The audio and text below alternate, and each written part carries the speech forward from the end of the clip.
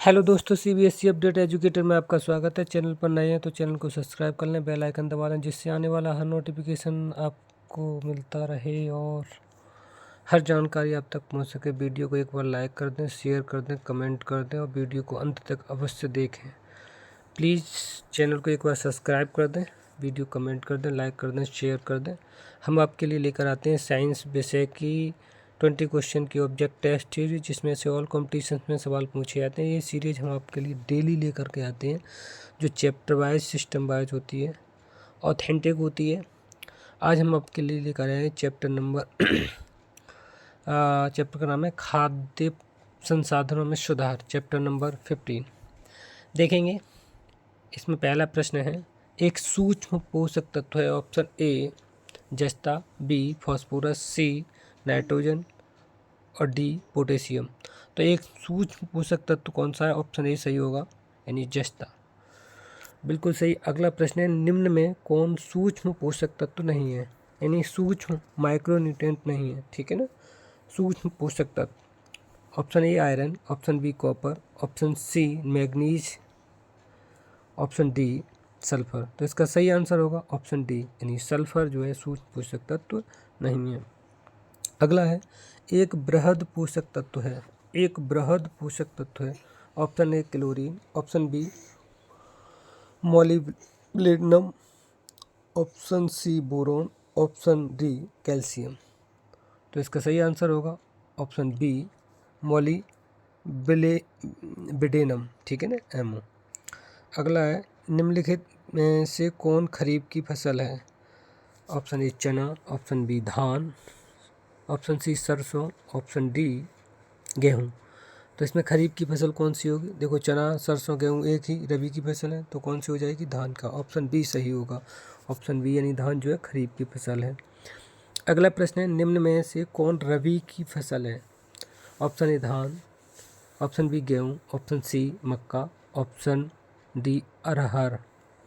तो रबी की फसल कौन सी होगी? धान, मक्का, अरहर नहीं हो सकती। बी ऑप्शन सही होगा, गेहूँ जो है रबी की फसल है। अगला, एक संश्लेषित उर्वरक है। Option A compost vermi, option B compost, option C nitrate, option D हरी खाद। तो पहला, दूसरा और चौथा ये तो हैं, ठीक है ना। एक संश्लेषित उर्वरक ये नहीं होगी, तो ऑप्शन सी सही होगा, नाइट्रेट जो है एक संश्लेषित उर्वरक है, ठीक है ना।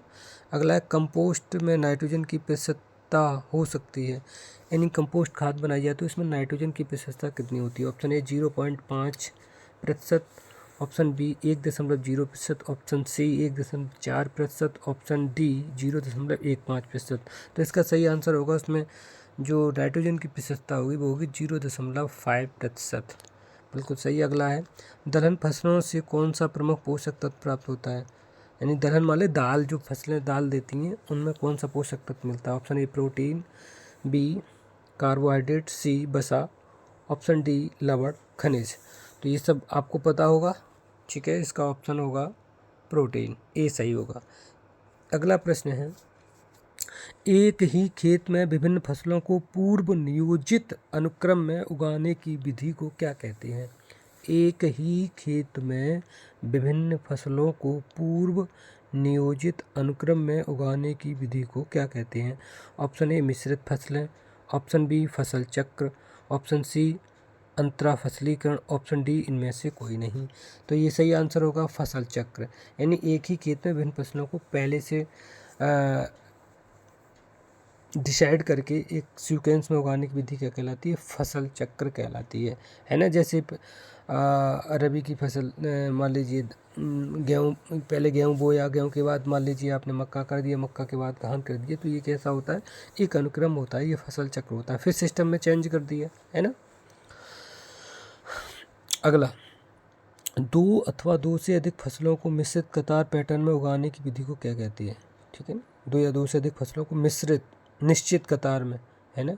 जैसे कहना चाहिए,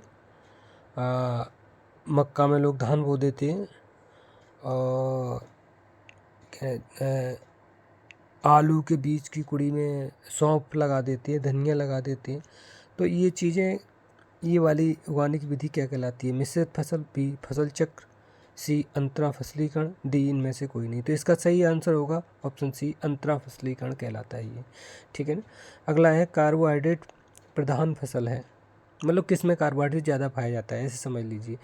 तो मूंगफली, बी गेहूँ, सी सरसों, डी चना। तो इसका सही आंसर होगा मूंगफली में कार्बोहाइड्रेट सबसे ज़्यादा पाया जाता है, इसलिए ये कार्बोहाइड्रेट प्रधान फसल होगी, यानी मूंगफली। ये ऑप्शन सही होगा। अगला क्लोरेलिन है, क्या है? मतलब ये जो है वो क्या चीज़ है? एक कीटनाशक है, एक कवकनाशक है, एक खरपतवार नाशक है, एक जीवाणुनाशक है। तो ये खरपतवार नाशक होती है, ठीक है ना। खरपतवार क्या होता है? फसल के अलावा जो कुछ भी उगता है उसको हम खरपतवार नाशक कहते हैं, ठीक है ना। एक पेस्टिसाइड है। फ्लूक्लोरेलीन क्या है? एक खरपतवार नाशक है, ठीक है। ऑप्शन सी सही होगा। अगला है फसलों के साथ उपजने वाले अवांछित पौधों को क्या कहते हैं? अभी हमने बताया फसलों के अलावा जो कुछ भी उगता है उसे हम खरपतवार नाशक कहते हैं। तो इसमें दिया है ऑप्शन ए घास, ऑप्शन बी जंगली पौधे, ऑप्शन सी धान्य फसल, ऑप्शन डी खरपतवार नाशक। तो खरपतवार नाशक में सब चीज़ें आ जाएंगी, ठीक है ना। जो भी एक्स्ट्रा फसल के अलावा उगता है उसको हम खरपतवार नाशक कहते हैं। ऑप्शन डी सही होगा। अगला है पर्णकृमि पशुओं के किस अंग को प्रभावित करता है, ठीक है ना। तो इसका ए आमाशय, बी पैर, सी आंत और डी यकृत। तो ये डी को यानी यकृत को प्रभावित करता है। वीडियो को एक बार शेयर कर दें, सभी लोग अगर देख रहे हैं प्लीज़ चैनल को सब्सक्राइब कर दें, बेल आइकन दबा दें, कमेंट कर दें वीडियो कैसी लगी आपको। अगला प्रश्न है भारत में किस क्रांति के कारण भोजन उत्पादन में कई गुना वृद्धि हुई? ए हरित क्रांति, बी श्वेत क्रांति, डी सी नीली क्रांति, डी इनमें से कोई नहीं। तो भोजन में वृद्धि का भोजन उत्पादन में कई गुना वृद्धि का जो मुख्य कारण है वो है हरित क्रांति, ठीक है ना। हरित क्रांति से भोजन में कई गुना वृद्धि हुई, यानी फसल ज़्यादा, अनाज ज़्यादा मात्रा में उगने लगा, तो उस तरीक़ा से भोजन में वृद्धि हो गई। अगला प्रश्न है नीली क्रांति किससे संबंधित? खाद्यान्न उत्पादन से, बी अंडा उत्पादन से, सी झींगा उत्पादन से, या डी मत्स्य उत्पादन से। तो नीली क्रांति मछली उत्पादन से संबंधित है, ऑप्शन डी सही होगा। और अगला प्रश्न है भारत में हरित क्रांति के जन्मदाता कौन है? Option A BL Chopra, option B MS Swaminathan, option C बीज कुरियन, ऑप्शन डी अमृता पटेल। तो इसका सही आंसर होगा MS स्वामीनाथन ही भारत में हरित क्रांति के जन्मदाता या जनक कहे जाते हैं। दोस्तों वीडियो आपको कैसी लग रही कमेंट के माध्यम से बताते रहें, वीडियो को शेयर करते रहें, लाइक करते रहें, कमेंट करते रहें। अगला प्रश्न है लाल सिंधी नाम है, मतलब लाल सिंधी क्या है? गाय की प्रजाति है, भैंस की प्रजाति का, मुर्गी की प्रजाति का, इनमें से कोई नहीं। तो ये लाल सिंधी जो है गाय की प्रजाति का नाम है, ठीक है ना। ऑप्शन ए सही है। अगला है साहिवाल नाम है, गाय की प्रजाति का, भैंस की प्रजाति का, मुर्गी की प्रजाति का, या फिर इनमें से कोई नहीं। तो ये भी गाय की प्रजाति का ही नाम है साहिवाल, ठीक है। ऑप्शन ए सही होगा। अगला और अंतिम प्रश्न है भैंस की प्रजाति है मुर्रा, साहिवाल, गिर, लेगहॉर्न। मुर्रा जानते हैं आप? तो ए ऑप्शन सही होगा इसका। भैंस की प्रजाति जो होती है वो कौन सी है? मुर्रा है, ठीक है ना। तो दोस्तों आज की वीडियो कैसी लगी कमेंट के माध्यम से अवश्य बताइएगा। वीडियो को एक बार शेयर कर दीजिएगा, लाइक कर दीजिए, कमेंट कर दीजिएगा, चैनल को सब्सक्राइब कर दीजिएगा। तो आज की वीडियो कैसी लगी ज़रूर बताइएगा। आज के लिए इतना ही। Thank you so much. जय हिंद, जय भारत।